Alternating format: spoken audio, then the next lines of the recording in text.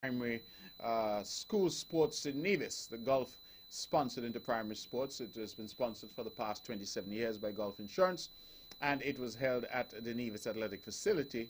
It is still going on. I'm told they have just 2 more races to go, but we have already taken half an hour of the show, and so we thought that we would cut. In any event, based on what I've heard, the Charlestown Primary School are again victorious. And so I want to be one of the first to congratulate the Charlestown Primary School, the Orange Army, as they call themselves. They continue to perform incredibly well, and I wish them all the very best. I congratulated them, their coaches, their teachers, the parents, and their support system.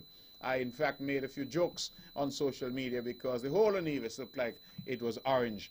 And so I, of course, indicated that we would need to start to tax everything orange to try and dampen the enthusiasm. But that is what makes it great, the fact that so many people rally with their schools, and Charlestown Primary has done a phenomenal job over the years in terms of athletics. They're also a phenomenal school in terms of academics, a phenomenal school all around. And I congratulate all of those students, all of the teachers, and everyone associated with the Charlestown Primary School. I also congratulate all the other schools that would have participated as well. We have the Joyce and Liebert Primary School. We have my alma mater, the Ivor Walters Primary School, the EPPS, Elizabeth Pemberton Primary School. And congratulations to the EPPS, because yet again, I'm told they have emerged champions, Class B champions, champions among the smaller schools. EPPS, yet again, champions. And so while the CPS, the Charlestown Primary School, has dominated at the largest school level, the A school, I think they refer to, the EPPS has dominated at the B school, the smaller school level. And so congratulations to them both. Congratulations, however, to all the other schools, Maud Cross Primary, Nevis Academy, the St. Thomas's Primary, which did phenomenally well. I think, based on what I'm hearing, that they should place second. And they tend to come out, the Green Army, they do a phenomenal job. Some youngsters had their hair dyed green, and really, truly amazing to see the crowds come out. I want to, of course, go over to St. Thomas's and congratulate the VOJN and the St. James Primary School as well. Truth be told, that all of the schools would have done well, all would have acquitted themselves well, and to congratulate Gulf Insurance and all the sponsors who make this possible, and of course the Nevis Island Administration, which continues to be the main sponsor of this grand event. I want also to thank the crowds who would have come out in their numbers. I don't believe I've seen a bigger crowd, and it warms my heart every time to see the crowds and to see these youngsters at this venue, brand new venue. Many said it could not be done, many said it should not be done, but every time I go there, it warms my heart to see these children running under lights on a proper internationally accredited surface. Let us not forget that they used to run on grass and dirt. Let me say that again. They used to run on grass and dirt, and it took a tremendous commitment and sacrifice to ensure that they now have a facility that all of Nevis, indeed, let me rephrase, all of right-thinking Nevis should be proud of. And I want to congratulate all of these youngsters. Whilst I'm on the show, let me also congratulate all the youngsters who have participated in the just concluded Inter-High, I'm told. Is it Inter-High? That's what it's referred to? School sports in St. Kitts, or inter-school sports, whatever it's called, because I believe you have some CFBC and the sixth form participating as well. But congratulations to them. I was particularly impressed with the school there from Sandy Point, the Charles E. Mills Secondary. They dominated yet again, and they have a history of dominating athletics. They did that yet again. I think they got 27 goals, followed by the Barstow High School with 24. And interestingly, Charlestown Secondary with 21 goals. In fact, the Charlestown Secondary dominated the sprints, they dominated the relays, and I think they did an exceptional job. All the schools acquitted themselves well, and I thought that it was a wonderful time. And we were able to see some remarkable athletes, Marcus Dewberry, the young Chapman, Leroy Chapman on display, and they did truly a phenomenal job. And so the sports in Nevis is still going. It's coming to an end. It's not yet ended, but we had to start the show, and so I apologize to those who have been trying to tune in since 8, and certainly I also apologize to those who would have been waiting to hear the end of the sports. We did the best we could by taking half hour out of the show to give to that, but now we have to do the show. Good evening to all of you here who are listening and tuned in. Good evening to the people here in Nevis, of course, those in St. Kitts, those in the wider Caribbean. Good evening to all of our friends and family throughout the United States and Canada, the United Kingdom, And wherever you may be, the United States Virgin Islands, British Virgin Islands, and everywhere else, St. Martin, Sunshine City, Anguilla, wherever you are, good evening to you. I trust and pray that you're having a wonderful time. And thank you for joining me yet again for another edition of On the Mark, straight talk across the Narrows. Now, going back to this Mondo facility and this sport that was held here today, the Mini Olympics it's called, because I continue to say, and I think with good evidence, that it's the single largest sporting event on the island of Nevis, indeed the single largest sporting event in St. Kitts and Nevis. It is truly a huge event which attracts thousands and thousands of patrons each year. And we're very, very happy to see the size of the crowds. There was some beautiful rain earlier, and then the rain dissipated and the sun came out and the cool breeze, and it is just a phenomenal, phenomenal experience to be there. You have the mountains to the east, and you have the ocean to the west, and it is really a phenomenal sight. I really, really appreciate the fact that this government took the time to consult and took the time to select the best site for this particular edifice, and I believe it has really taken athletics a quantum leap forward here. I can assure the general public that we will be investing even more in athletics. Based on what I'm seeing, I think we need a proper structure to bring these youngsters through. We need a proper structure for youngsters who are showing such incredible talent at the senior level to move on to college and get into a collegiate scene in the United States or elsewhere. And ultimately, of course, the ultimate goal is to get to the Olympics. Based on what I'm seeing, we have Leroy Chapman, who's running, I'm told, 47 seconds in the 400 meters. We have young Marcus Dewberry, who's running 10.8, I'm told, in 100 meters. And so clearly these are athletes who have world-class potential. And we feel really that we need to do what is necessary to get them pushed to the next level. And so I want to make that commitment that we will be invested in a greater way. Of course, this government has tried. We have limited resources. That is always a problem in these small countries, resource limitations.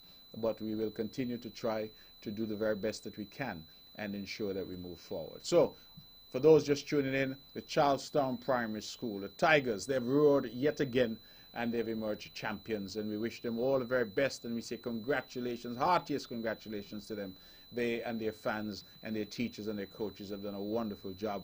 We say congratulations to the runners-up as well. We're told that the Green Army from St. Thomas's, great school there in St. Thomas's, that they've emerged second, and thereafter I think it might be the Ivor Walters Primary, and then the Gingerland Primary. They're competing for third place. But congratulations to all the schools. They continue. I think the sports, I have one eye here on the television because I think they're running the last races, which are the 4x400 races. And there are two, boys and girls. Those are open races, and so we hope that those will go well.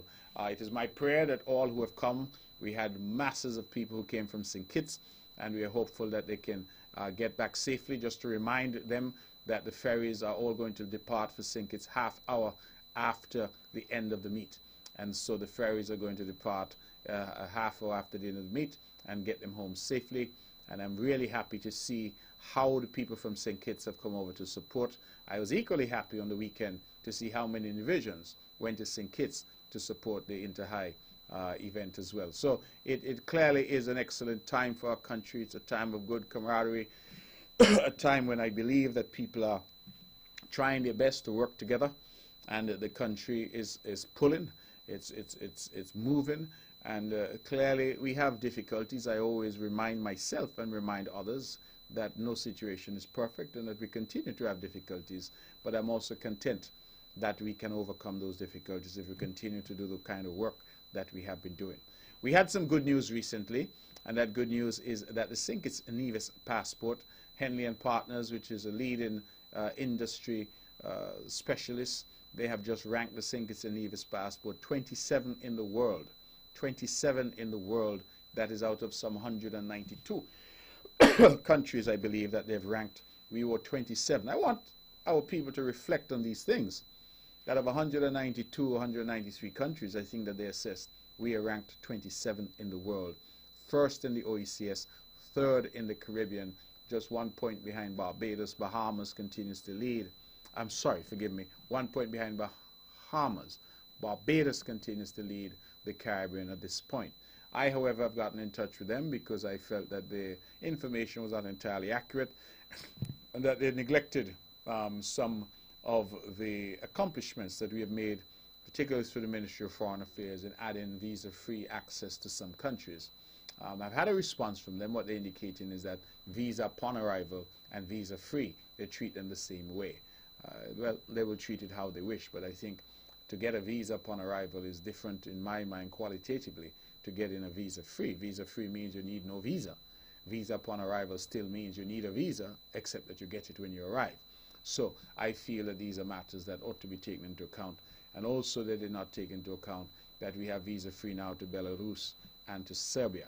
And so I've asked them to correct that, and once they correct that, we should move up somewhat in the rankings. And so I certainly look forward to that, but I think even at 27, St. Kitts and Nevis has done a phenomenal job. And I keep saying to our people that while you hear of all the naysaying and the negativity, there's a tremendous amount of good that is happening, a tremendous number of good people that we have among us. And I continue to encourage our people to do the very best that they can. I am in a celebratory mood because we have had some upward mobility at the Four Seasons Resort. We know the prestigious Four Seasons. We had, I think her name is Ashina Farrell, right? They have Jessup's, the daughter of Mr. and Mrs. Ashley Farrell, well known in the Nevis community, once Cabinet Secretary to the Nevis Island Administration, and she has moved up to now the spa manager. She was also voted the manager of the year at the Four Seasons, and we say congratulations, Ashina, to you and your family. Very well done. We're very proud of you. And also today we got the news that my very dear friend, Oriel Tyson, also known as Ori, that she has been promoted to assistant, I believe, accounting manager at the Four Seasons as well. And she has been there for a little while in accounts, and I think this is a signal achievement for Ori. She's an incredibly talented young woman, and I wish both of them, both young women, both divisions, both doing well, I wish them all the best, and say to Four Seasons, kudos to you. We are watching. We like what we're seeing. Continue to promote local people. Continue to advance our people so that our people can occupy the higher echelons of that prestigious resort. Continue to expose them. Continue to allow them to work at other properties globally. Continue to give them the opportunity, because I am convinced that once Nevisians get the opportunity, they will perform and they will do well. And so I want to celebrate with them tonight those who have done well and those who continue to do well. And just so the public knows, I think this is where policy works, because we have been in close conversation with the Four Seasons over the years, and this started under the Honorable Vance Emery as Premier. It has continued under my premiership, and we've said to them, listen, we're going to be more proactive in managing work permits. We want to see a greater emphasis on locals and local promotion. And so we'll be sensitive to your needs, but you also have to be sensitive to the island's needs and the people of the islands, the human resource capacity of the island, for that to grow and develop. And I think the partnership has worked very well. So it is no longer free for all with work permits. It's now more structured, and it is something now which is a far more posture of cooperation to ensure that our local people get the opportunity to move upwards. And that is exactly what we're seeing in the upward mobility of youngsters like Ashina and Oriel. And we wish them all the very best. I know the whole of Budgeon Range and the whole of Brownhill. I know the Walwyn, Tyson clan on the Hill, Tessa and all of those who might be listening in the Virgin Islands. I know that they're very proud of Ori. I'm very proud of Ori. She used to be a Mark girl. I hope she still is. And I've known her since she was a baby. Jean, hats off to you. I know you're feeling proud. Jilly, Sherry, the whole family, I know you're feeling proud and that you're celebrating with her. And I think she's a wonderful young woman, and she's going to go very far. I've said to her that this is just a start. I expect greater things from her. Indeed, I expect great things from all of them. A very talented family, a very capable family, a family that is representative of so much of what is good and great about the island of Nevis. The sports now, I think we're now into the final race. It looks like the last race. And thereafter, I think they will have the crowning moment, but certainly based on the points, we already know that the Charleston Primary School is going to emerge victorious yet again. And this is the second time that the inter-primary mini-Olympics is being staged at our brand new Mondo Athletic Facility. And I really thank all who are involved with that meet, all who put it together. I want to commend the Honorable Troy Liburd, Minister of Education, and the Honorable Eric Evelyn, the Minister of Youth and Sports, because those ministries work collaboratively to bring this event to the fore, and I know the government has invested considerably in making it happen. I'm asking patrons to get home safely, to conduct themselves in a decent and orderly way, and to ensure that we have no mishaps, no difficulties, and that everyone gets home safely, the students get home safely, and that everyone will go away having a wonderful time. I have asked for a drone shot of the crowd because I don't believe that any crowd in Nevis has ever been this big, this size. It was really a massive crowd of people, and we continue to celebrate with all who made it possible. Now, it is about 10 minutes to 9. We started at 8:30 because we ceded half hour of the show to the inter-primary, and the inter-primary is now coming to a close. It's the final race now, and then it will be all over. I just want to say again good night to everyone, good evening to everyone, and we have, I got a call today from one of my favorite Calypsonians, the man called Daddy Nature. And Daddy Nature, who hails from the St. James's area, he called me today and he said that he was abroad, but he had a song and he wanted to release the song on my show. He has come on the show before, and people ask me, why you like Daddy Nature? Because Daddy Nature don't cuss anybody the way he cuss you.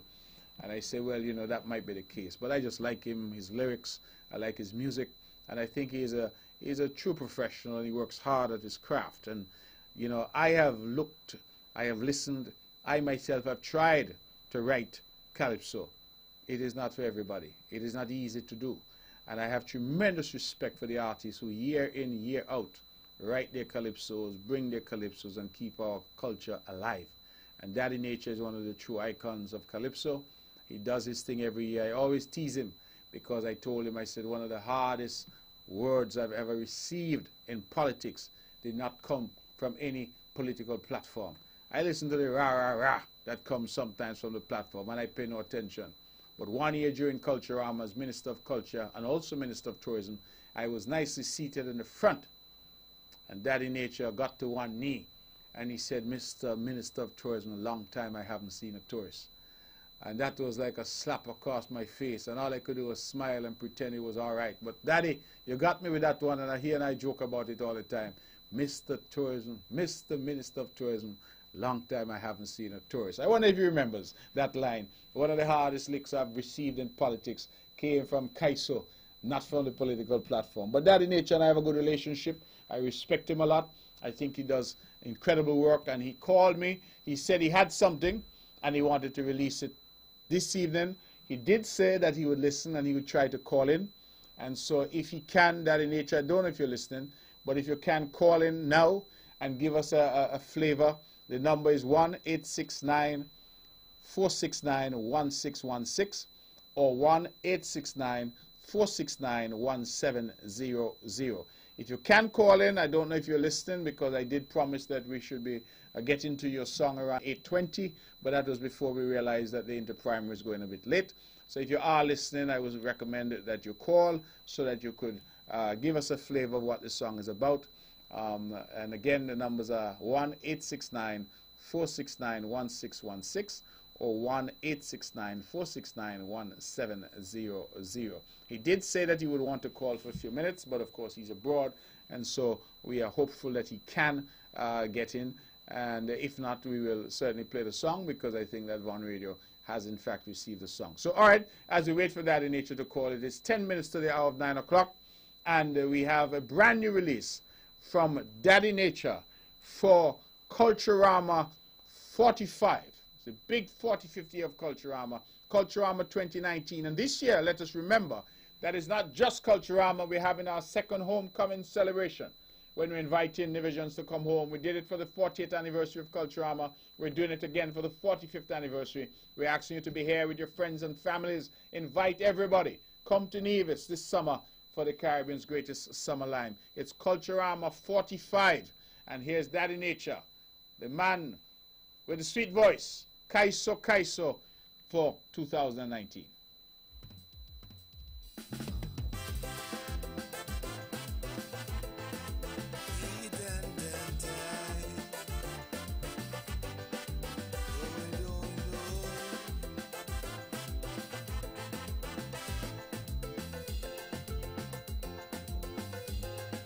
Okay, we're gonna we're gonna interrupt the song before it gets going because I'm told that Daddy Nature is on the line.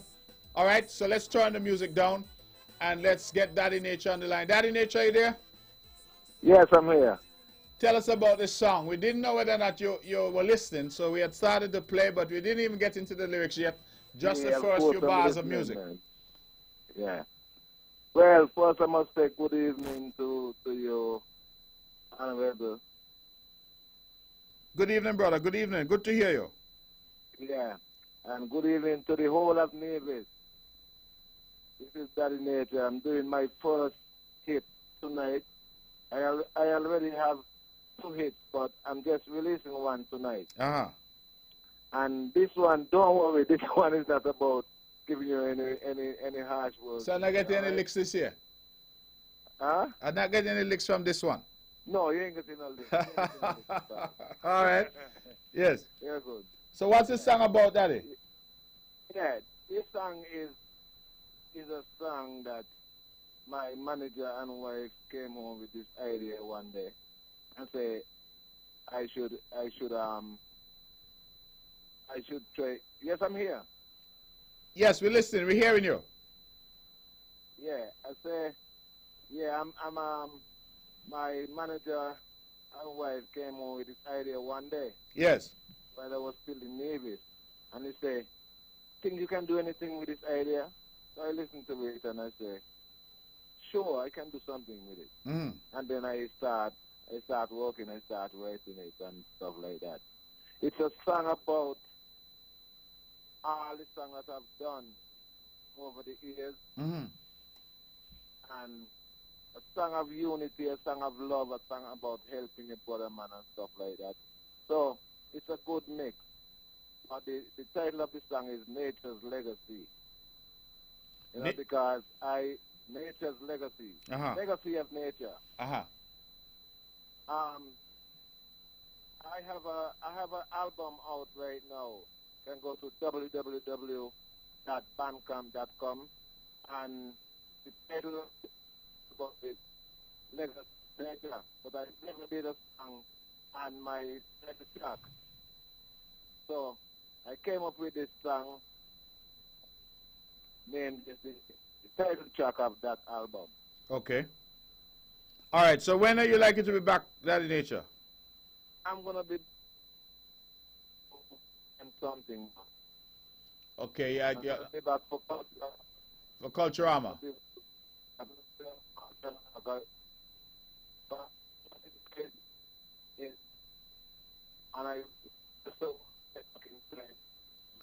Unfortunately, you're cracking up. We're not hearing you properly now. I'm sorry. I say yes, I want to get back in time to do some practice. Yes. And even attend 1 or 2 times. Okay. So I'm back in time for that time. But I'll definitely be there. Okay. All right, Daddy Nature. Thank you very much. And thank you for choosing On The Mark for the brand new release of this song, Legacy of Nature. I always chose you. All right, my brother.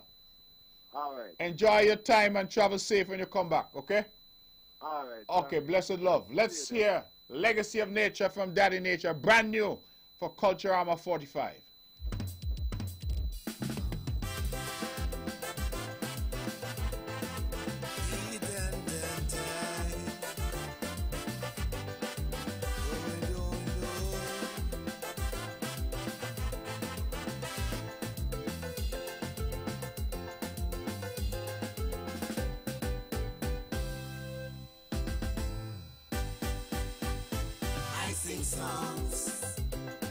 Songs about politics.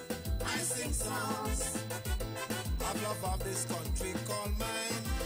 Songs to bring back unity and songs that would stop all crime.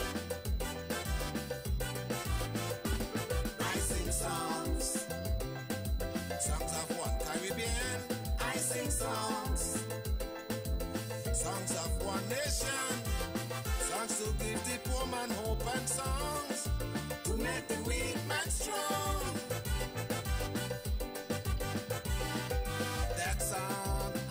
word that everyone wants to hear. That song to show a silver lining behind the clouds up there.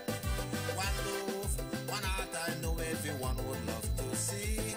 One destiny, take it from me, nature's legacy. So let's keep nature's legacy flying high, way high. Don't let nature's legacy ever die. Elements of nature everyone must live by. You have the future in hand for you and I. So I bet on your way, keep your head up high. Just deep in yourself, see where your power lies. Help a falling brother if he's willing to rise. Make him realize that great victory of nature's legacy.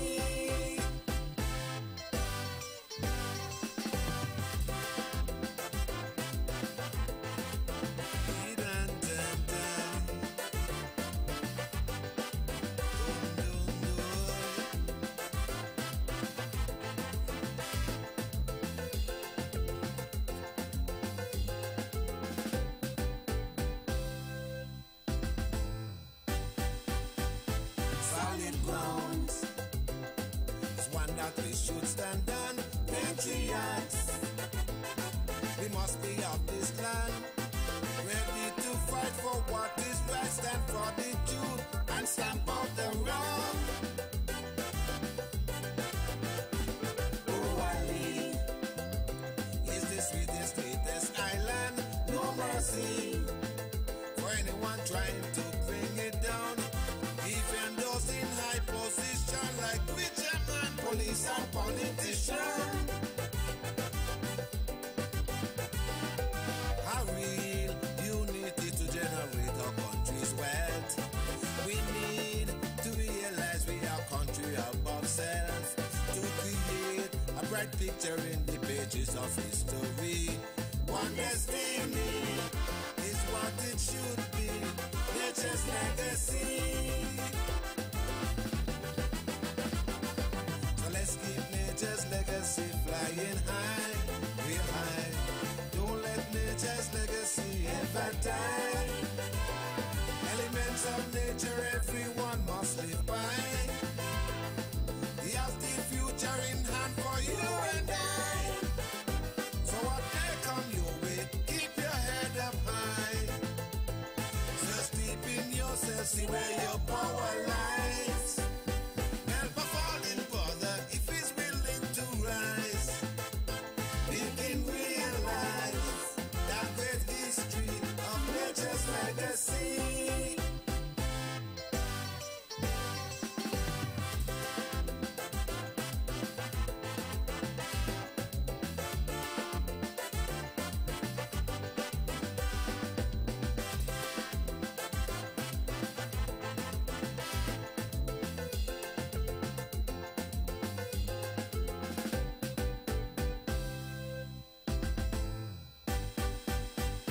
One nation can't be anything but strong. That foundation we must be ready to build on. We know that we have come so far to turn back now, so let's keep pressing on. Every man, come and put a hand in this country. Then we all can sing one song. Stand up strong for your country, let the whole world see true patriotism. We need to wake up now, start smelling the coffee. We need to cherish what we have in this country. The foreigners come here and they love it more than we. Seems like only we who cannot see nature's legacy.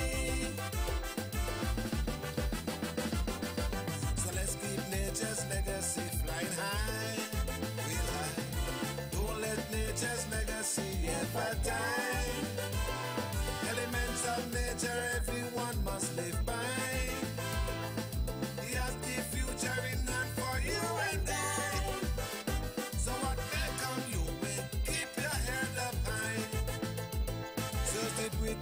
yourself, see where your power lies. Help a fallen brother if he's willing to rise. Make him realize that great victory of nature's legacy.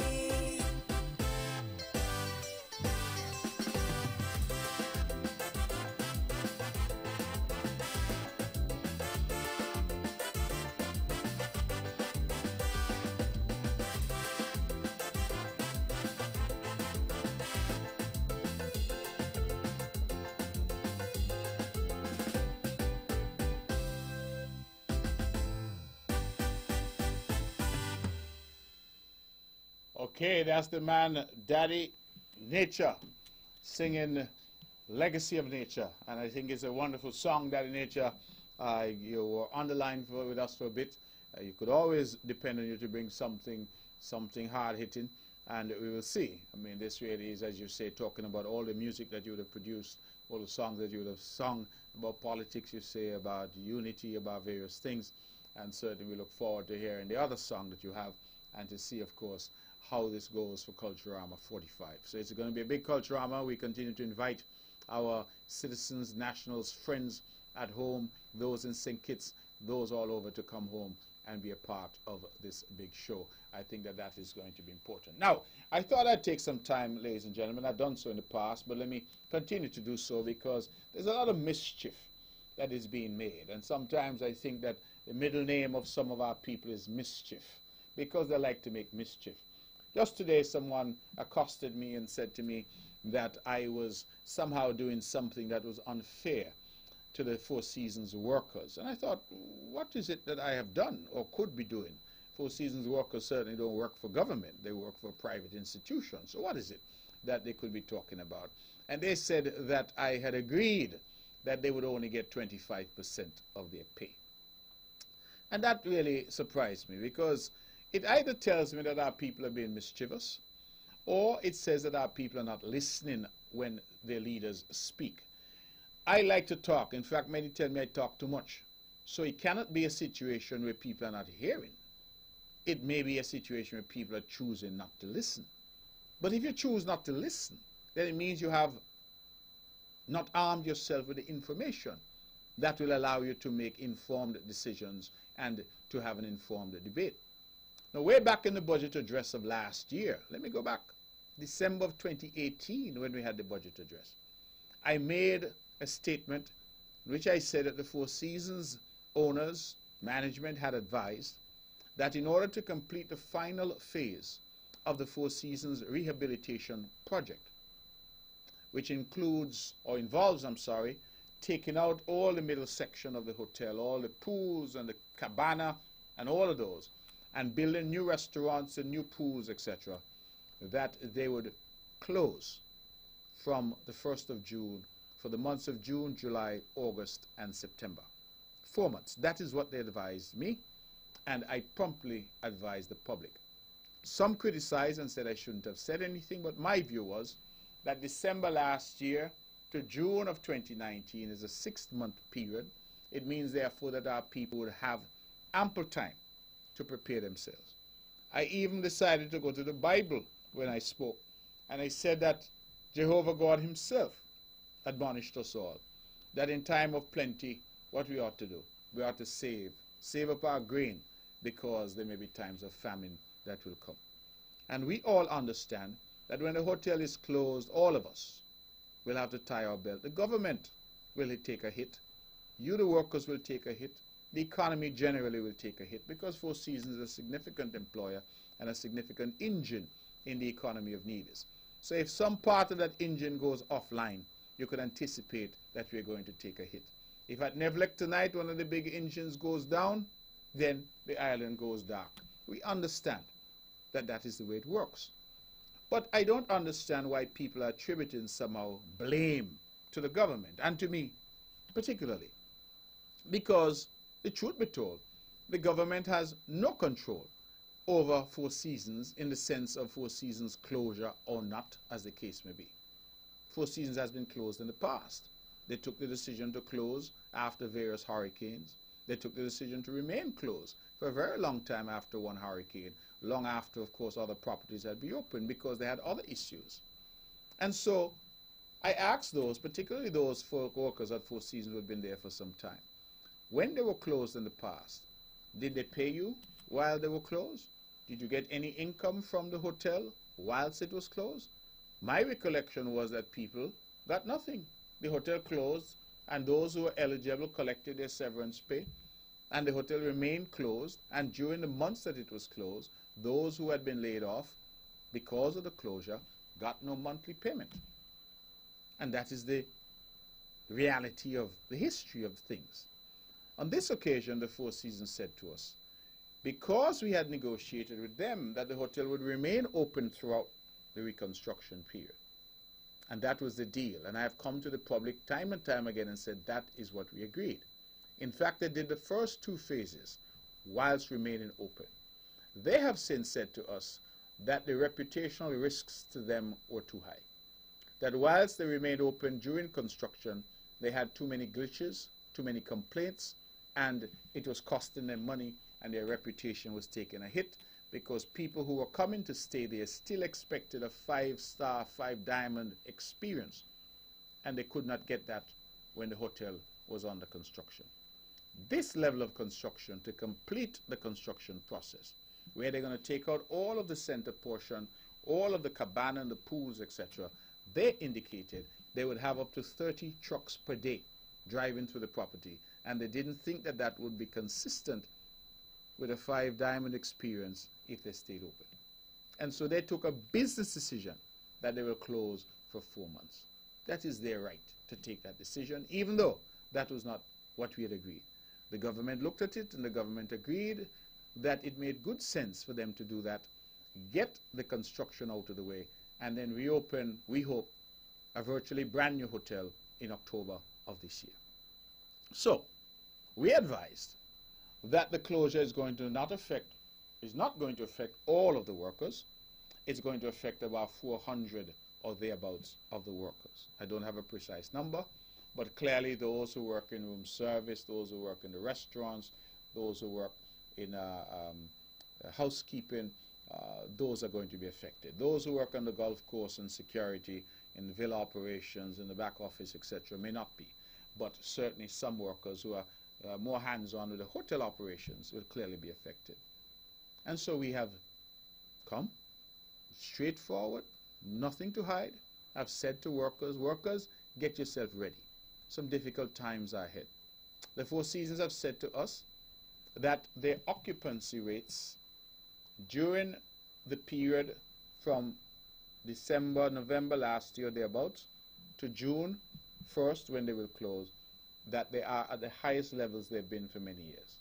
They've also said that the room rate, that is the price, is also at a higher point than it has been in many years.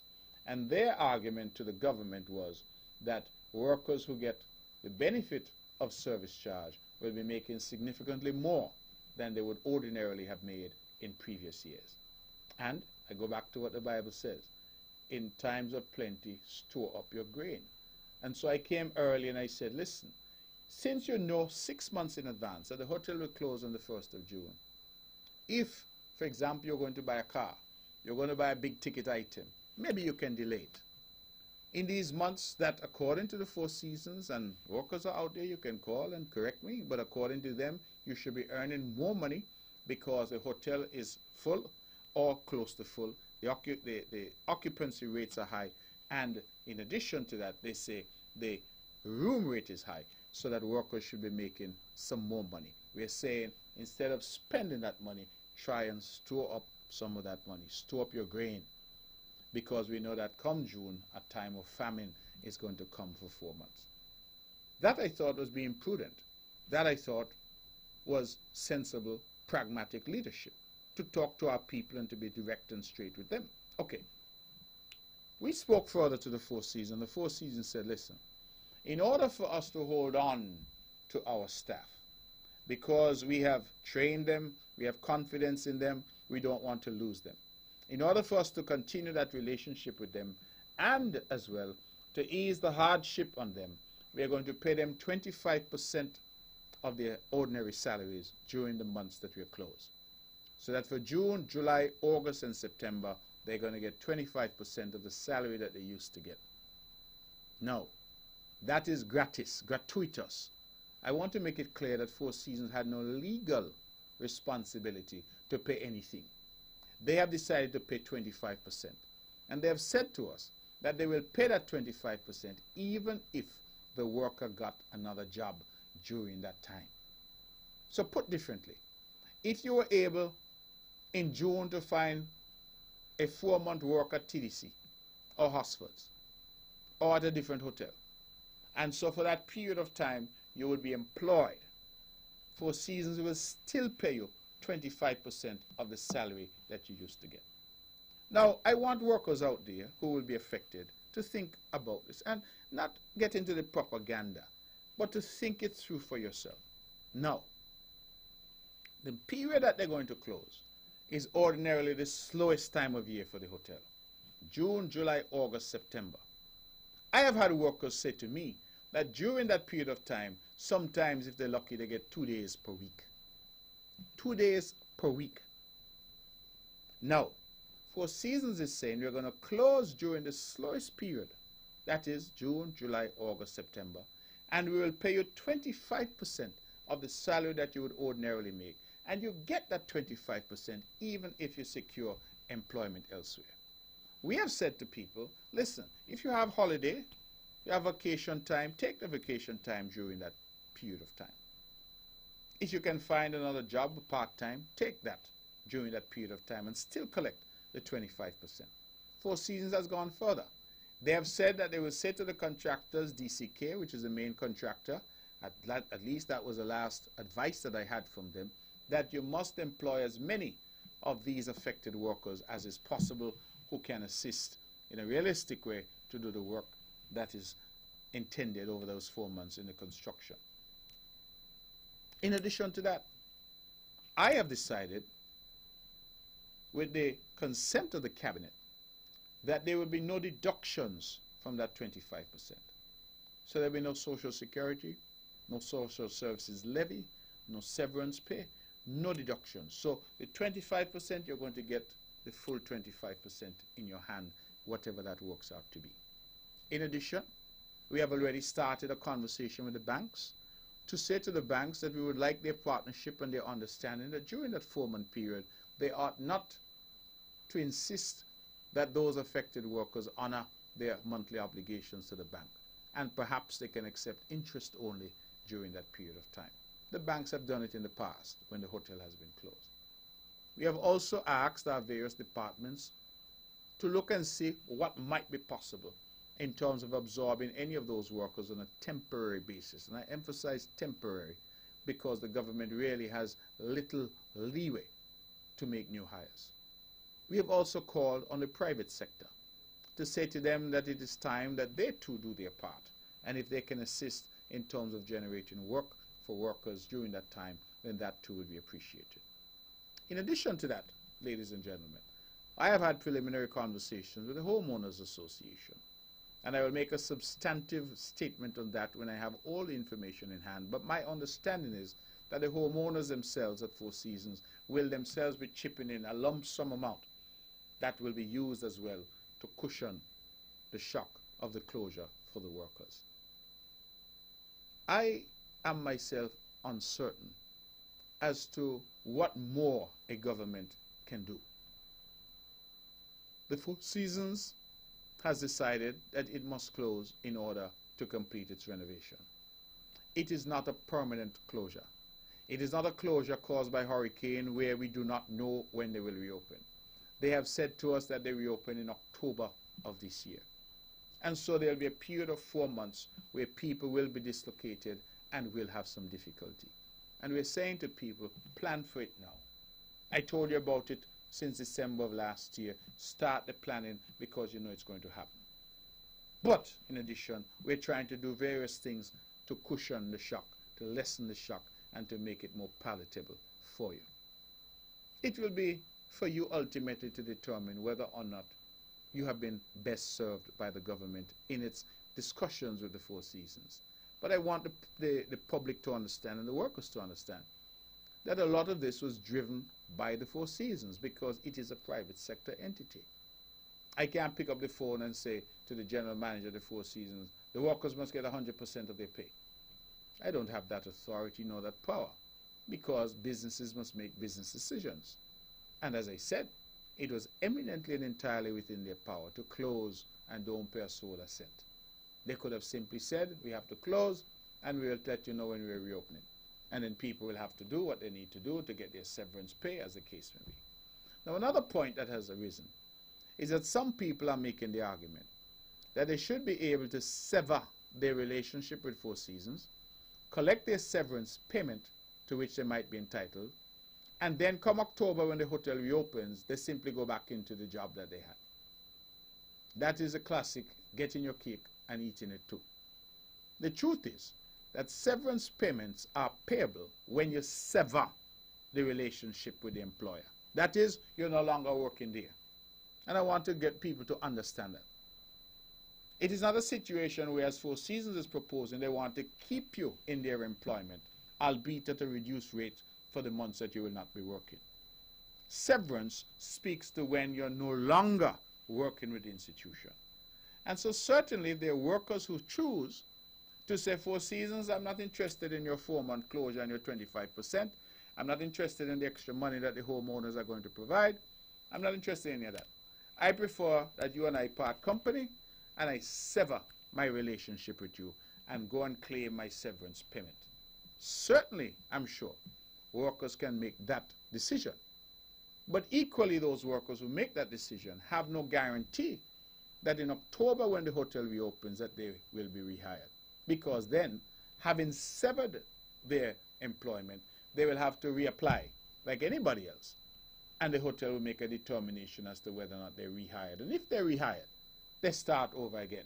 Meaning that if they had 10 years in the hotel, and therefore 10 years severance or whatever it is that they could look forward to, once they do that and they collect, then if the hotel were to rehire them in October, then of course they start over. That's just the law and that's just the way it is. Some seem to be critical of the government, saying that the government must insist that workers get the severance, the lump sum severance, and still insist that they go back into their jobs that they held when the hotel reopens in October. And I'm saying to our people, listen, I know that you want the best of all worlds. I understand that. I know that you would like to get electricity every month and don't have to pay a cent for it. I know that you would like to get water every month and don't have to pay a cent for it. I'm sure you would love to get a house for free and don't have to pay a mortgage and put a car in the garage too. But that is just not the way life works. And one of the things that I keep asking our people to be is responsible. Be responsible and understand how life works and how the world works. Some seem to feel that governments are there and government job is to just give people things. And I keep saying to people that you must have a recognition and a realization that the government does not create money. The government does not make money. The government spends your money, taxpayers' money. And every penny that the government spends has to come from someplace. It doesn't fall out of the air. It doesn't come from the sky. It doesn't come off a tree. It has to come from someplace. And we, as an island, must start to decide what we want. If we want everything for free, as they have in some socialist type countries, then it's either the country has some asset that it is selling that is generating limitless amounts of money, or alternatively, people are highly taxed in order to afford that level of freeness.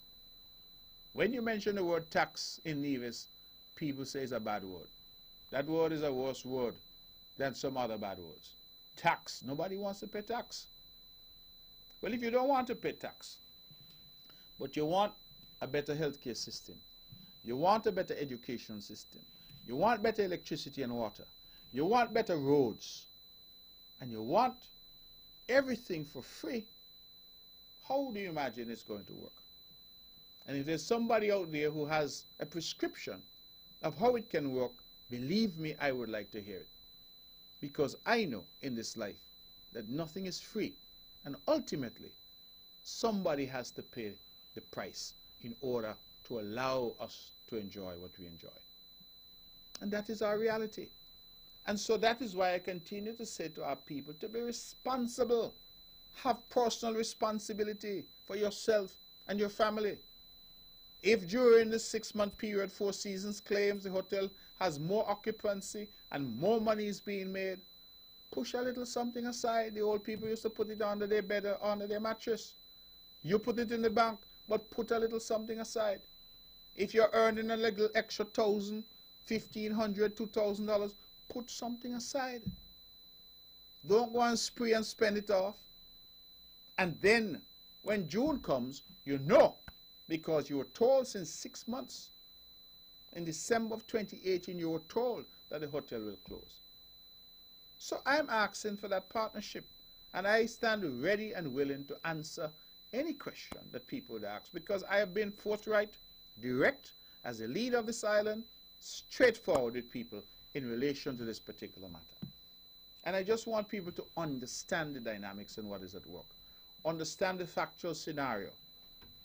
And not be misled by mischief makers who seem to be suggesting that somehow some different outcome was possible. And somehow the Premier of Nevis and the Cabinet has the power to wave a magic wand. And by waving that magic wand, the Four Seasons will have to give you 100% of your salary, even while you stay home for 4 months. That is not happening here. It will not happen anywhere in the world.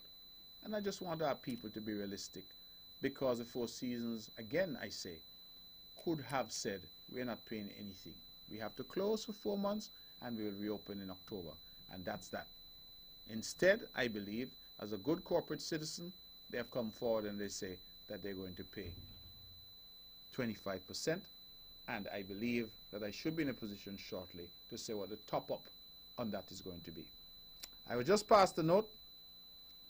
Charlestown Secondary School emerged champions with 218 points. St. Thomas's Charlestown Primary School, forgive me, not secondary. What am I saying? Charlestown Primary School, 218 points. The St. Thomas's Primary with 184 points. So Charlestown Primary, by my tally, that's 16 and 18, 34 points ahead. Very clear victory. The Joyce and Liber 138. My alma mater, the Ivor Walters, 131. Elizabeth Pemberton, 65 points. Maud Cross, 52 points. Vio Jane, 48. Nevis Academy, 18. And St. James Primary, 15. Well done to all the schools. Congratulations to the Orange Nation. Lord have mercy, I wonder if tomorrow is going to be a public holiday here in Nevis. If they were orange before they win, you could imagine how the place is going to orange up now. But congratulations to them, I think. Well done. I have taken some time, ladies and gentlemen. The show tonight is going to be short, and I did take perhaps longer than I needed to, but I wanted to just touch this Four Seasons matter. And I'm going to keep talking about it until even those who are refusing to listen or refusing to hear, whichever it is they're refusing to do it, it somehow percolates and they understand what is happening here. And they appreciate the facts that are being put on the table, because that's all I can do, is to tell you what is happening, what the Four Seasons has agreed to do, what the government has agreed to do, in order to cushion the negative impact, which is not going to just be on you, but on all of Nevis.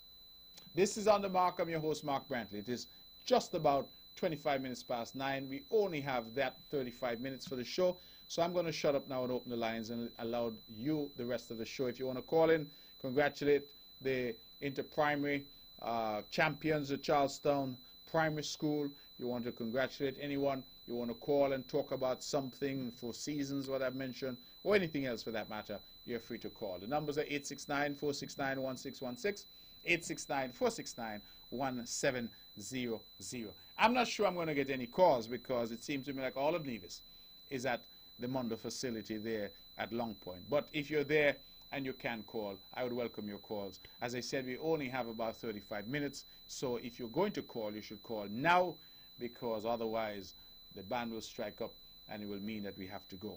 But as we wait for the phones to ring, 869-469-1616, 869-469-1700, I just want to remind everyone that you're listening to the Eastern Caribbean's only powerhouse, VON Radio, the voice of Nevis, 860 on your AM dial or www.vonradio.com. We're also streaming live, I'm told, on Facebook, on YouTube, and of course, that will be on VON Radio's Facebook page. Let's go back to the phones now then and take this call. Good evening, you're on the mark.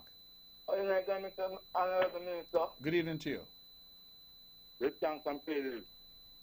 Now, I didn't go to radio program setting, so I would like to know where you have on your farmer, please. You like to know what? Where you have any discussion farmer. The show caller is the same show every week. We discuss various things. I was talking about the Four Seasons workers, for example. If you have something to say. I make reference and about here in the last press conference. I want to know if you do any insistence on the ground that we contain when it comes to the human rights aspect, and because I realize you talk about the rules of law. That's what you state on the ground, right? Cole, I'm not sure I'm understanding what you're saying. Well, you say in St. Kitts and Nevis are being placed about the 30th in 100 and something nation. Yes, in terms of the rule of law, respect for the rule of law, yes. Okay, and we are, St. Kitts and Nevis is second in the region. Yes. Just a point behind Barbados. Yes. Okay, then give thanks. Well, and the grounds that you say those statistics and outlining the program of how it goes. We like to ask, are there the grounds when is our human rights being violated? If there are protection to see that we get justice fully served, as we've seen other people have been getting their justice served. Because when it comes to Rastafari, we see that when we push our elements that we do as a human body, we're being violated. And why I say that, because we are spiritual people, and you see just recently our spiritual movements are being violated by police, and we outline to them about the human rights, and we outline to the police about the Constitution, and he still play adherent and be disregarded to the grounds of the Constitution and human rights. So this is why I ask you now, as the Premier and even being the Minister of Foreign Affairs in the federal government, because I realize you all want to emphasize about the charter or the convention when it comes to human rights, and I realize there's only 3 are being ratified on that 9 convention that you all sign on to. So please, and I'll say again, please, Mr. Minister and Mr. Premier, start making some good dialogue so people could see our protection when it comes to human rights. Like really understanding the context. And I realize you all have an ambushment to regularize our people to put those kind of cases forward. Okay. All right, caller, thank you very much. You made an observation about human rights. As I understand it, rights are enshrined in our Constitution. And anytime anybody feels that their rights are being contravened, they have access to an independent and impartial court. The court has in recent times struck down a law passed in 2014 that put restrictions on civil servants and their political activity, said it was unconstitutional. That, I said very publicly, is a manifestation of the respect for the rule of law that exists in St. Kitts and Nevis. It is a respect for the fact that anybody who feels that they are aggrieved can go to the court. And the courts continue to be independent and robust in their view, and they guard jealously that independence. So I don't agree with your caller that there is no protection. There is protection. I mean, when laws are passed, you and others who feel that there is need to challenge them can challenge them. And insofar as you say the police are violating somehow rights, the police must conduct themselves in accordance with the law. If the law says that the speed limit is 40 miles an hour and you're going over that speed limit and the police were to stop you and to give you a ticket, then that is the police doing its job. If you feel that that law contravenes your right, then challenge it. That is what the rule of law is all about. No man is above the law. The law is the same for king and pauper. That's what the rule of law is. Let's go to the phones and make some, take some more calls. Good evening, you're on the mark. Hey, good evening. Good evening to you. Hey, good evening, Mr. Brown. This is Vern, man. This is who? This is Vern. Hey, what's up, man? What's happening, Vern? How you doing? Hey, cool, man. I was watching you online just a while ago, you know. Ah. And I sent some messages out there about watching your line. I just want to congratulate all the school, like, you know, who participate today, you know, in the sports, you know what I'm saying? Man, they miss a man like you. You used to lap people. Well, you know that. And that's why I listened to you, and I said, you don't have big me up, man. Why are you the boss? Remember I have a class at school runner, man. I remember Ivor Walters there. Remember I went to school, man. You don't miss a racket on the field, man. Yes, man, I remember guys like you and Pim Pim, you know. Yeah, you remember when we go far, you know, all of them just remember Bo Hill coming in to run, and all they got, you know, remember that they call me the bulldozer, you know. Oh yeah. Yeah, when we on the park because they know they can't touch me. Yeah, man, I remember that. Brownhill used to have a man, and then of course the Walwins on the hill. All of them were good athletes, Yeah. you know. And that's why I'm big up all of them too, you know, all the Walwin family, and especially my brother King Yabba over there. Yes, man. For me, you know what I'm saying? All right, we're good hearing your voice, Vaughn. Yeah, man, and blessings to Nevis, man. All right. All the best. And King Bingy also, man. Blessings to everybody over there. Okay, good. Thanks, brother. Nice, man. Okay. I'll continue watching you, man. All right, Cool. okay, cool. Blessings. Nice. All right, that's a very good call there from Vaughn coming in from overseas. Let's go back to the phones, take some more calls. Good evening, you're on the mark. Good evening, Miss Sheriff. How are you, my dear? Man, I just come from the Monday track. Yes, how was it? Good. Congratulations going out to CPS Mm-hmm. on winning the championship. Again. Yes. And congratulations going out to my grandson who came first and 2 second, and the other, one of the twins, them came second. Okay. Psalm 23 verse 6 Yes. and 7. Surely goodness and mercy shall follow me All all the days of my life, and I shall dwell in the house of the Lord forever. You have a good evening. Thank you so much, and that's a beautiful psalm. Thank you. All right, ladies and gentlemen, we're taking your calls at 869-469-1616 and 869-469-1700. Those are the numbers to call, and we ask that you call and you'll be a part of the show. So I believe I've exhausted this issue of the Four Seasons and the intended closure. I continue to invite the workers there to be responsible and to get accurate information as to what they're entitled to and what they will get. And I hope that we can cushion the shock of this for all of the island, because, of course, Four Seasons is such a huge employer that it does impact the island in a very major way. And so we certainly look forward to that and getting that squared away. It is 25 minutes now to the hour of 10 o'clock. It means that we only have 25 minutes left for the show. I apologize again to listeners, those of you who may have tuned in late. We started the show at 8:30 this evening, and that was in an attempt to accommodate the interprimary, the end of the interprimary. At the end of the day, we still didn't quite get there because there had 2 races left, but by that time we knew that the Charlestown Primary School were again champions, and so we were able to announce that early. The St. Thomas's Primary School second, the Joyce and Liebert Primary School third, the Ivor Walters Primary School fourth, Elizabeth Pemberton Primary fifth, Maud Cross Primary sixth, the Violet O. Jeffers Nichols seventh, the Nevis Academy eighth, and the St. James Primary ninth.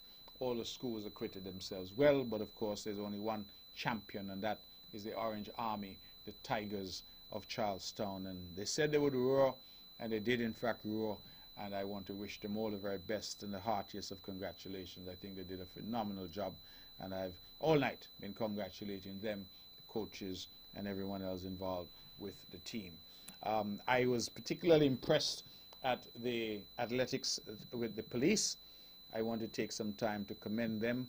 It is always a difficult job policing such large crowds, and I think that they did a good job. I'm hopeful that, as I said, the entire event would have been without any incident, and I am hopeful that people will get home safely. The hundreds that came over from St. Kitts, I'm hopeful that by now you're on the ocean and getting back safely to St. Kitts, and I thank you for supporting, and just as, of course, the people of Nevis support in large numbers events in St. Kitts, so we're very grateful that you would have come and that you would have been a part of the 27th staging of the Gulf-sponsored inter-primary sports in Nevis, what they call the Mini Olympics, a huge event. And I'm sure that many overseas would have been tuned in as well I still continue to ask for those who operate the drones to get a drone shot of that crowd, because I do believe it must have been one of the biggest crowds ever seen in Nevis. It was really a massive event, and I believe now there is a concert that is going on at the facility, because there is an artist who's here, I think, called Prodigal Son, who's bringing some positive vibes as we continue to try to get greater cohesion for the society and a greater sense of togetherness as we work together to try and solve the problems that we have and to advance the island of Nevis. And so Prodigal Son, I'm told, is there. I was privileged to say a quick hello to him this afternoon, earlier today, I'm sorry, and I gather he should be performing there this evening, and I trust and hope that his message of hope, his message of redemption, that message will resonate with our young people. We will continue, of course, to work hard, to continue to work with young and not so young, to continue to work with all stakeholders to ensure that we can advance the island of Nevis. Now, it used to be the refrain, I'm sure we've all heard people say, nothing is happening in Nevis, nothing is happening in Nevis. You know, it became a very popular saying. And sometimes people who were busy working were the ones saying it. I had occasion to drive in Bath Village on Saturday because I decided to go and to check on some of my constituents. And I drove the road there from Reliable Motors, and I can tell you, I felt my heart was glad. My heart was glad because Bath has been one of those places that has really not seen the improvement in its infrastructure for a very long time. And my heart was glad because as I drove, I said, boy, this road feels as smooth as a baby's bottom. No bumps, smooth. And I want to commend the Honorable Spencer Brand and his entire team at Public Works, and to thank the people of Bath for their forbearance, and to say to them that the long-promised relief has finally come. And that so long as I am there, I can assure you that I will continue to do what I need to do to ensure that the lives of the people of Bath are made better. That is what you put me here to do. And when I drove on that road, I was very, very touched. People may say, oh, it's just a road, but it's not that. Because it requires the commitment, it requires the money, of course, but it requires somebody having the interests of your community at heart to make it happen. And I was very pleased at what I'm seeing. The work is ongoing. And we did say that the first phase would be that low road all the way down to the bogs. And then we come now with the other phase that will be a bit more tricky, because as I've said, some areas of Bath are tricky in terms of the narrowness of the road, the main road through Bath. But we will, and Bath, I commit to you that we'll get it done. When I left there, I drove up the back way, going through Cherry Gardens and onto that new highway now that we've erected that takes you from Cherry Gardens all the way up into Brown Hill. Matter of fact, you can take that now all the way up into Brown Hill and into Montpelier. And I marveled again. And I said, as a boy growing up in Brown Hill, who would have thought that we would get to a day when we have infrastructure such as this on our little island of Nevis? And then later, I left and I drove on a brand new Brown Hill Road, which now takes you from the very top of Brown Hill, above Sandy Shop. In fact, it takes you all the way up to Johnny and the guys. And it brings you down and around, from up the hill as we call it, to across the park. And now, we are dealing with the area now from the bridge gut, to the Island Main Road. And again, even without any major works happening yet, you can already see what the people of Brown Hill are going to have.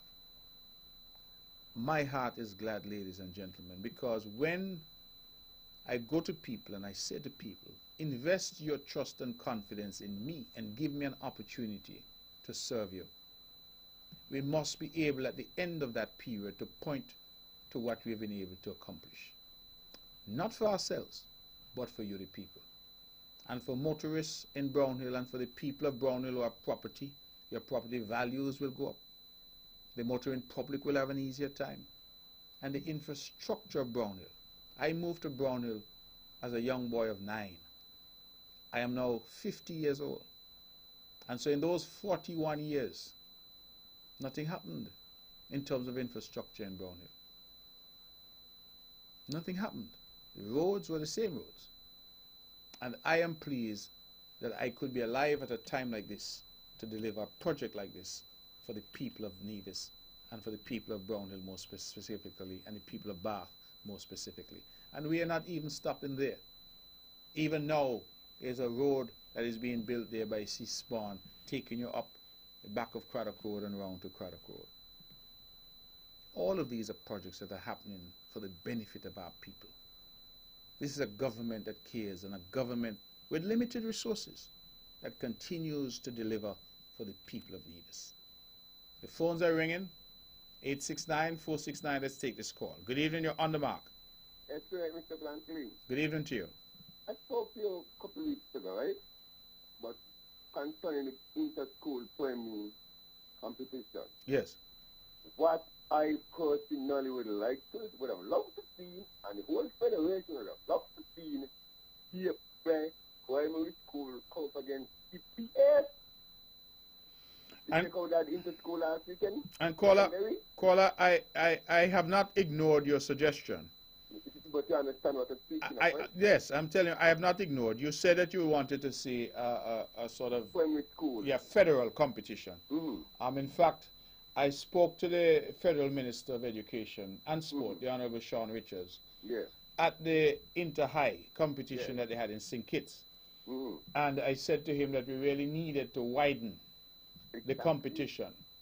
And I also said, he and I also discussed whether or not it would be possible for us to also get a schools competition for cricket that is also federal in nature. They don't do secondary. Well, not federal. Meaning that what I want to see happen. I'm sorry? Charlestown and Gingerland is playing St. Kitts. Yes, but what I want to see it is back and forth. Okay. So what we're trying to do is to get to a point where the schools from St. Kitts come up and play, the schools from Nevis go down and play, and equally as you have now the inter-primary in Nevis and a separate inter-primary in St. Kitts. Olympic, then it will be the big Olympic. Well, it would be. The difficulty I think might be logistics, because you have 9 primary schools in Nevis. I don't know how many in St. Kitts, but it's more than 9. So the logistics might be difficult. So what we discussed was whether we might be able to take the top 4 in Nevis and the top 4 in St. Kitts. Because they got 9 chapters in Nevis. As I said to you, the best 4 finishers on each island, and the best 5th place, then they utilize this 9 chapters on Nevis when it's been held on Nevis. Right. But then the year when it's been held on St. Kitts, the best 4 finishers. Because they only have 8 lanes there. Exactly. Okay. So then everything that you neutralize. Well, as I said, it is a brilliant suggestion. And then I'll tell you something too. They could have half the Nevis. Then when that meet will be a national federation holiday. So then the 2 islands now intertwine. So then, everybody go see. If you understand what I'm speaking. And we rotate it. Yeah, exactly. One year on St. Kitts, 1 year on Nevis, so then it'll be a national holiday. Well, it doesn't have to be. It doesn't have to be. We can do it. We can do it like the inter-high and do it on the weekend. Yeah, exactly. It's Friday and Saturday. I might be so much that Friday, Saturday and Sunday. So then you can include high jumps and all of that there. So you develop the children at an age so that when they reach the peak in secondary, then it will be long now. When it comes to secondary, then which athletes will be competing and which winner which wants to win, if you understand what I'm thinking of. Okay, good. Olympic. Think about Olympic. Well, thank you very much. I think you have renewed the suggestion, but as I said, it was a good suggestion when you made it. I think you've just made it even better. And I have had at least a preliminary conversation on it already. So I appreciate it. Okay? All right. Good suggestions coming from a member of the public about how we can widen the appeal of the inter-primary and make it really truly a federal, because currently we have the inter-primary in Nevis, which is a huge event, and then we have the inter-primary in St. Kitts. I'm not sure how big an event that is, but certainly we have that. And Deep Bay emerge champions in St. Kitts. It would have been good, as the scholar is saying, to see Dieppe and Charlestown Primary go head to head and see what the position is. So I think that there is certainly room there for exploration, and that is it sounds to me a very exciting prospect that the sponsors can get behind. And as you say, we make it truly federal, and I believe that what that will do is bring out the best competition and push the students from a very early age to compete at the very highest levels. And so, caller, I agree with you 100%. Brilliant suggestion. You brought it before. You have now renewed it. And it is certainly something that I promise that we will work on to determine how best to do it. And I like the idea of the top 4 in St. Kitts, the top 4 in Nevis, clashing in Nevis, clashing in St. Kitts. And then, as you say, add the 5th, probably the next best finisher. These are matters we can look at, but that, based on the top 4 from today, we'll see Charlestown, St. Thomas's, Joycean, Liburd, and Ivor Walters coming up against the top 4 schools in St. Kitts. And so that should be interesting, Ding Dong Bacchanal for sure. So this is a brilliant suggestion, and it's certainly something. And that's why I like this show, because on shows such as these, where the public has the ability to call in and share their views, I think it helps immensely. Let's go back to the phones. We have about 12 minutes left. Okay, we've lost that caller. Caller, please call back 869-469-1616, 869-469-1700. We only have now, let's go to the phones. Good evening, you're on the mark. Good evening, Mr. Brantley. Yes, good evening to you, brother. Yes, I used some of that road coming from the Bongo track this evening, coming up and came out right by Striker there, by Striker. Oh, you came all the way through Hamilton? Through Montpelier, sorry. Montpelier, yeah. Yes, And yeah. But what I want to tell you is the Bongo track, the fencing. Yes. The guys, I see you spend some money on the wall on the other side. Yes. But the commentator was telling people who lean, the fence is a bit, the fence is too, it's not stiff enough. Even though the commentators telling the audience, the spectators, to don't lean on the fence. You know, they get excited still. So the fence keep going, even though they're new. I see they're new wires and those are expensive type. Mm-hmm. But they're still a bit. They're going far. They're going back. They need stiffening up. Well, we'll have to look at it, caller. It's difficult because, you know, we also depend on our people to be, again, use that word, responsible. Yeah, but when they get excited, they don't listen. Yeah. I told a young guy, can't you hear the commentator say, don't lean on the fence like that. Mm-hmm. What he did, he leaned on it for the last time, and then give it a big lead, and then it came off. But still, they're a bit, you know, they need stiffening up. Yeah. But everything went well. Everything was good. Did you enjoy the crowds and the atmosphere? Yeah, that's a crowd. That's a crowd. Mr. Bradley, I didn't know there were so many cars in Nevis. When I went there, I will be honest with you, I thought some drove themselves.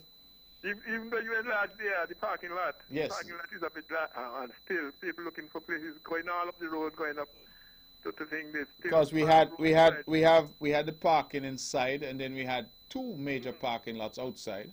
Yeah. Directly to the west and the south, and to the north. I'm sorry.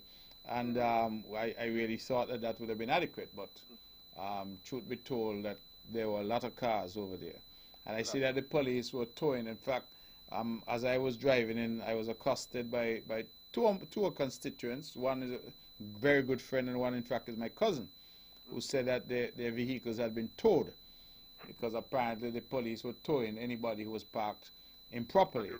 And it's sometimes I had to explain to them that there's nothing I can do. If their vehicles are towed by the police, then that's a police matter. I think sometimes people feel that somehow the Premier directs the police and tells the police what to do. I am not in that. So I said, well, that is not an option. But the police were out in their numbers, trying to keep the peace, and I'm hopeful that matters will be dealt with. Last year, I will tell you, I thought that was a big crowd, but this year, man, it's I don't know, it's even bigger, you know. You see, there was four boats running from Singate. Well, as a matter of fact, Mr. Skeet made a wise decision. He pulled out Mark Twain and put in the Sea Hustler, because the number of people that have to be moved The Sea Hustler, of course, carries a substantially greater number of passengers than the Mark Twain can. But he apparently put the bigger boat in service because of the bumper crowd that has to go back to St. Kitts tonight. So we're really fortunate, and as I said, I'm praying and hopeful that we can all have the end of this and that everybody will be safe. Right. Okay? Good night. All right, thank you very much. Let's go back to the phones. We have about 8 minutes left. Good evening, you're on the mark. Good night again, Honorable Premier. Yes, good evening to you.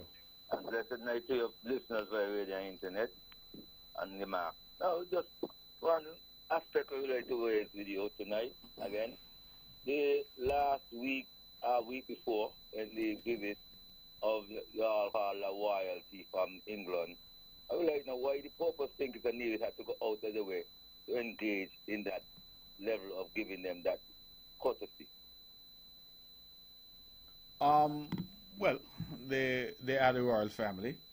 They are the Queen continues to be the head of the putative or titular head of state of St. Kitts and Nevis. We continue to be a member of the Commonwealth, and like anybody else, when guests come, we give them the best and we roll out the red carpet for them. That has been a tradition which continues to be here. There are also people that are very popular and have a certain international standing because I will tell you that even in places like Asia, the royal family is incredibly popular. And so for my purposes, I know in Nevis, from a touristic point of view, I think that their presence here gave St. Kitts and Nevis a tremendous level of publicity and promotion, particularly in the UK press. So there are a number, I think, of advantages to engaging with them, and it's, I think, part of our tradition as former British colonies that continue to maintain a relationship, historic as it might be, but a relationship nevertheless with the royal family. Well, I would like to say this to Mr. Premier. Based on what you just outlined there, and I respect your level of your thinking and how you promote the context of the relationship. But we say, if we ain't looking on the ground so attitude and a collective aspect towards seeing that these people who we call as royalty have done damages to our human development all the time when the enslavement have engaged on our parents. Until now, we still see the enslavement is working. That's what we say. We need African descendants, need reparation now. And we are not making no joke because these people are part of the inheritance of the slave trade, and we ain't here to say so.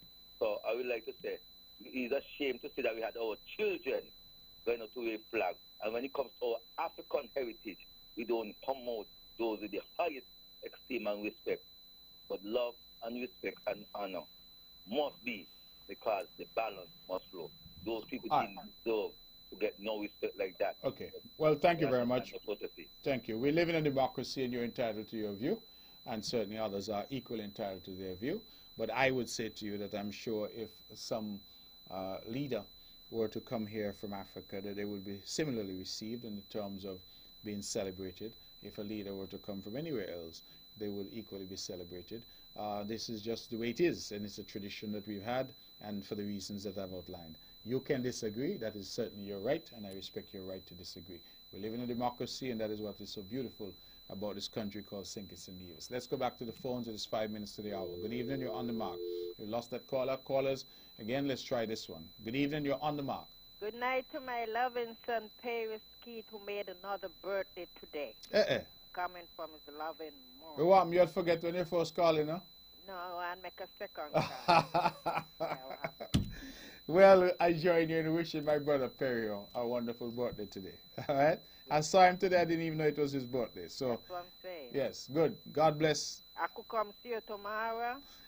Tomorrow you can, but you may have to wait because I'm told I have a list of about 35 people already. Wait. When you wait too much, you know what happens. Well, if you're going to come, the only thing I could say is if you come as early as possible. I should be there by about 8:30, God's willing. I'll try to be there earlier. All right. Okay, good. We have about 4 minutes left, ladies and gentlemen. We're taking your calls at 869-469-1616, 869-469-1700. We had Daddy Nature. We heard his song, his brand new release. Do we have it queued up? it might be that we can end the show with Daddy Nature's song tonight. He has opted, even though he's abroad, to call me today and to say that he wanted his song released and on the mark. He's been here before. Normally gives me some licks in the calypso, but he said this year he gave me a break, at least with the first song. He didn't promise about the second song, but certainly the first song. And I enjoyed Daddy Nature and his calypso very much. And I think that he has contributed and he continues to contribute to the art form. We don't have any more calls, so let's give Daddy Nature the 2 or 3 minutes that we have left and hear his tune for Culturama 2019.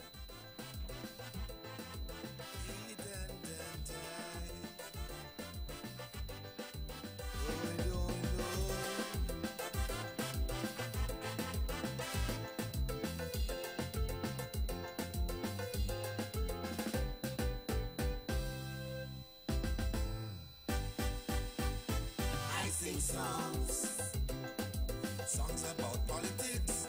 I sing songs of love of this country called mine. Songs to bring back unity and songs that would stop out crime. I sing songs, songs of one Caribbean. I sing songs, songs of one nation. Songs to give the poor man hope and songs to make the weak man strong. That song of nature that everyone wants to hear. That song to show a silver lining behind the clouds up there. One move, one heart I know everyone would love to see. One destiny, take it from me, nature's legacy. Nature's legacy flying high, real high. Don't let nature's legacy ever die. Elements of nature everyone must live by. We have the future in hand for you and I. So I beg on your way, keep your head up high. Just deep in yourself, see where your power lies.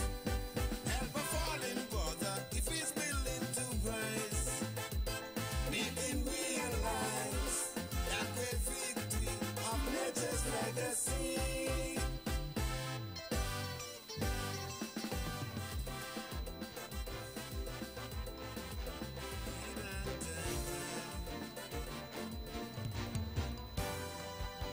So we thank one and all for calling in. We're very grateful for those. It was a short show this evening, we understand. But of course, it's all in the interest of trying to accommodate inter-primary. Congratulations to Charleston Primary School, the Orange Army. They have emerged victorious yet again. Congratulations also to St. Thomas's for second run-up.